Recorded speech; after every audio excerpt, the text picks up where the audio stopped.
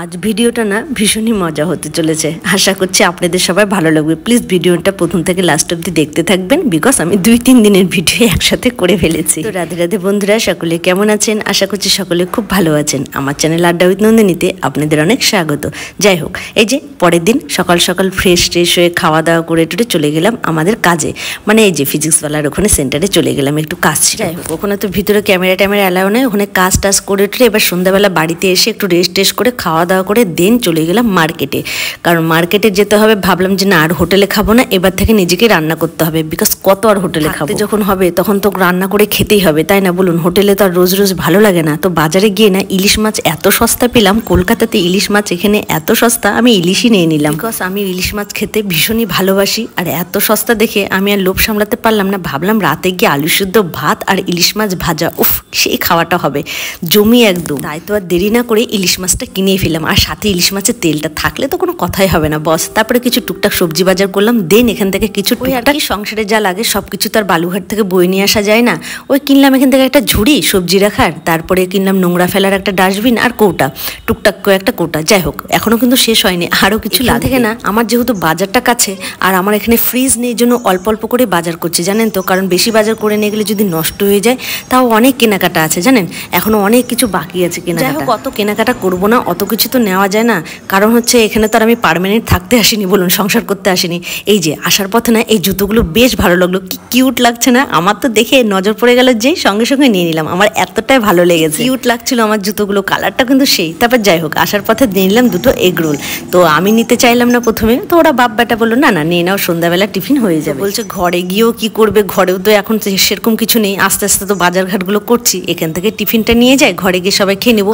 খেয়ে না সন্ধে হলে এত সবাই ফাস্ট ফুড খায় আর এত দোকান, আমার বাড়ির মানে যে বাড়িতে আমি আছি তার সামনে এত দোকান, কি আর বলবো। কিন্তু হ্যাঁ, ফাস্টফুডগুলোর কিন্তু দাম নিচ্ছে, দাম নিলেও কিন্তু জিনিসটা আমাদেরকে সেইভাবে দিচ্ছে, মানে আমাদেরকে 2টো বা 1টা নিলেই সেটা হয়ে যাচ্ছে। এতগুলো আর এত বড় বড় করে দেয় না, এগরোল 2টো নিয়ে আমরা খেতে পাচ্ছিলাম না। ভাবুন, 2টো এগরোল নিয়ে আমাদের হিমশিম খেয়ে যাচ্ছিল, এত বড় বড় ছিল। তারপর চাউমিনও যেমন একটা নিয়ে আমরা 3জন খেতে পারি না, এতগুলো ছিল। দাম হিসাবে জিনিস দিচ্ছে টনটনে প্রচুর, মানে একজনের ডিনার একদম যথেষ্ট, বা ডিনারও কি একজন খেতেই পারবে না এতগুলো। আমাদের বালুঘাটে কিন্তু এতগুলো দেয় না। যাই হোক, বাড়িতে চলে এলাম, এসে যে খাবার দাবারগুলো খেয়ে পরের দিন এবার যা হলো, পরের দিন আমার বার্থডে ছিল আর সবাই সারাদিন ভুলে গেছিল। দেন সন্ধ্যাবেলা যখন বাজারে যায় তখন সবার মনে পড়েছে আজকে আমার বার্থডে, মানে 1 তারিখে। তো বার্থডের দিন গিয়ে ছেলে হেডফোন নিল, দেন আমাকে বললো তুমি একটা বার্থডে গিফট নিয়ে নাও, হেডফোন। আসলে এখানে এসে সবাই এতটাই ব্যস্ত হয়ে পড়েছি, মানে কবে কোন ডেট তারিখ সব ভুলেই গেছিলাম প্রায়, কবে কি কোন বার। তো যাই হোক, যার শেষ ভালো তার সব ভালো। তো শেষে এসে এই যে পেয়ে গেলাম ফাইনালি আমার একটা হেডফোন। যখন দোকানে গেলাম তখন বললো ঠিক আছে তুমি একটা হেডফোন নিয়ে নাও, আর আমার এই হেডফোনটা সেই লাগলো। দিয়ে আর দেরি করে লাভ আছে নাকি, নেকি আর পুচপুচ ঝটপট নিয়ে নিলাম বার্থডে গিফট বলে কথা। তার সাথে আমার ফেসবুকের মানে টোটাল বন্ধুকে, বান্ধবীকে, অল ফ্রেন্ডসকে অনেক অনেক অনেক ধন্যবাদ। তোমরা আমাকে এতটা উইশ করেছো, এত ভালোবাসা দিয়েছো, সত্যি আমি মানে বিশ্বাসই করতে পারছিলাম না। সকাল থেকে আমার মেসেঞ্জার, তারপর আমাকে টাইম লাইনে উইশ করা, আমার হোয়াটসঅ্যাপে মেসেজ করা অনেকে করেছে, তারপরে গিয়ে আমাকে কমেন্টে, মানে এত সবাই উইশ করেছো আমাকে, সবাই এত যে ভালোবেসেছো, সত্যি এর জন্য অনেক অনেক অনেক ধন্যবাদ তোমাদেরকে। তোমরা এই বছর না প্রত্যেক বছরই আমাকে খুব উইশ করো, মেসেঞ্জারে সব জায়গাতে উইশ করো, আমার সত্যি খুব ভালো লাগে, এত সুন্দর করে সবাই উইশ করো।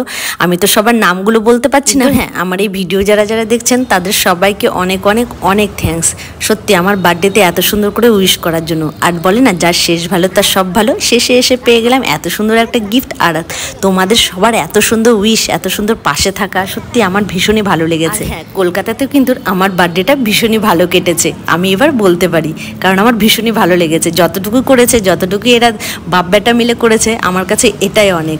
এরকমই কে করে বলেন, এই বাইরে গিয়ে এত কাজের মধ্যে, এত কাজের ফাঁকের মধ্যেও যে আমাকে এইভাবে উইশ করেছে, তারপর বাইরে নিয়ে গিয়ে এত সুন্দর গিফট দিয়েছে, এটাই আমার কাছে অনেক, আমি অনেকটাই পেয়েছি। এই যে আমার ছেলের হেডফোনটা ও কানে নিয়ে দেখছিল কেমন কি চলছে, আমিও আবার হেডফোনটা কানে নিয়ে দেখছিলাম। আসলে দোকানদারটাই বলে দিয়েছিল যে দিদি কিছুক্ষণ এটাকে ইউজ করেন, আপনারা কি হাঁটতে যাচ্ছেন? আমি হ্যাঁ, সন্ধ্যাবেলায় কী করবো, ঘরে একা একাই, তাই সবাই মিলে একটু হাঁটছি।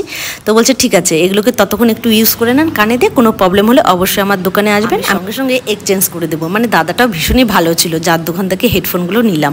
এত সুন্দর ব্যবহার, মানে উনি নিজের মতন করে বলছে। যাই হোক, এই যে কলকাতা শহর নিউ টাউনে আমরা বসে আছি, বাস স্ট্যান্ডে গিয়ে বসেছিলাম। কি করব, একা একা ঘরের মধ্যে না বোর লাগছিল এখানে। আসলে নতুন জায়গা তো, নতুন মহল, নতুন সব কিছু। ওখান থেকে বসে আড্ডা টাড্ডা মেরে একটু ঘুরে ঘাড়ে আসার সময় আমার ছেলে আবার বলছে, তুমি বিরিয়ানি খেতে ভালোবাসো, আজকে বার্থডেতে আমি তোমাকে বিরিয়ানি খাওয়াবো। ও আবার চলে গেল এই দোকানে বিরিয়ানি নিতে। ওই যে বললাম, আমি যেখানে আছি সেখানে আশেপাশে প্রচুর ফাস্টফুডের দোকান, প্রচুর, মানে 10 হাত দূরে না যেতে ফাস্টফুডের দোকান। কিন্তু এত দোকান সত্ত্বেও এত ভিড় এখানে ফাস্টফুডের দোকানগুলোতে, এত ভিড় কি আর বলবো। লাইন দিয়ে দিয়ে জিনিস নিতে হয়, জানেন তো। ফাস্টফুডটা এখানে ভীষণই চলে। অবশ্য আমাদের বালুঘাটেও চলে, সন্ধ্যা লাগলে আমাদের বালুঘাটেও ভীষণ ভিড়। তবে বালুঘাট থেকে না এখানে বেশি দেয়, কোয়ান্টিটিগুলো বেশিই থাকে। যাই হোক, ওরা তো এত কিছু নিল, ভাবলাম আমি একটা ঠান্ডা নিয়ে নিই, কারণ বাড়িতে গিয়ে না বিরিয়ানির সাথে স্প্রাইটটা খাবো, বেশ ভালো লাগবে গরমের মধ্যে। গরম গরম বিরিয়ানি আর এই ঠান্ডা ঠান্ডা স্প্রাইট খেতে কিন্তু হ্যাভি লাগবে। এই যে বাড়িতে চলে এলাম, দেখুন 2 প্লেট বিরিয়ানি নিয়েছি, কতটা দিয়েছে, অনেকটা, জানেন না। চিকেনও কোনোটার মধ্যে 2টো করে পিসই পড়ে যাচ্ছে। তাহলে বন্ধুরা, আমরা রাতের ডিনারটা সেরে নিই, আপনারাও সেরে নিন। আসলে 2-3 দিনের ভিডিও, কিছু মনে করবেন না। আবার দেখা হবে। রাধে রাধে।